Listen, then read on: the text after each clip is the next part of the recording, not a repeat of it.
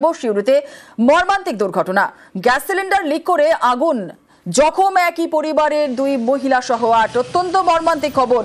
শিউরিতেই ঘটনাটি ঘটেছে। Gas cylinder leak করে আগুন, জখম হয়েছেন একই পরিবারের দুই মহিলা সহ ৮ জন এবং আহতদের মধ্যে ৪ জনের অবস্থা আশঙ্কাজনক জানা যাচ্ছে।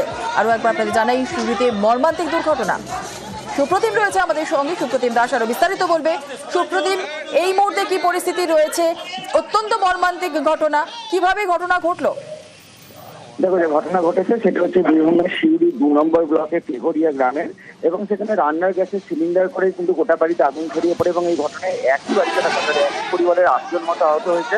তাদের মধ্যে ২ জন হচ্ছে মহিলা, এবং হঠাৎ করেই কিন্তু এই দুর্ঘটনা ঘটে এবং তারা কিন্তু বাড়ির মধ্যে আটকে পড়ে। এবং গ্রামের আশেপাশে গ্রামের বাসিন্দারা পাড়া প্রতিবেশীদের দিয়ে কিন্তু কোনো রকমে তাদেরকে বাঁশ দিয়ে ঠেলে বা অন্য জানলা দরজা ভেঙে তাদেরকে উদ্ধার করে শিউরি সুপার স্পেশালিটি হাসপাতালে পাঠিয়েছে।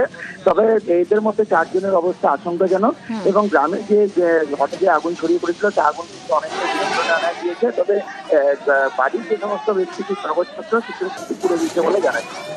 বেশ, ধন্যবাদ।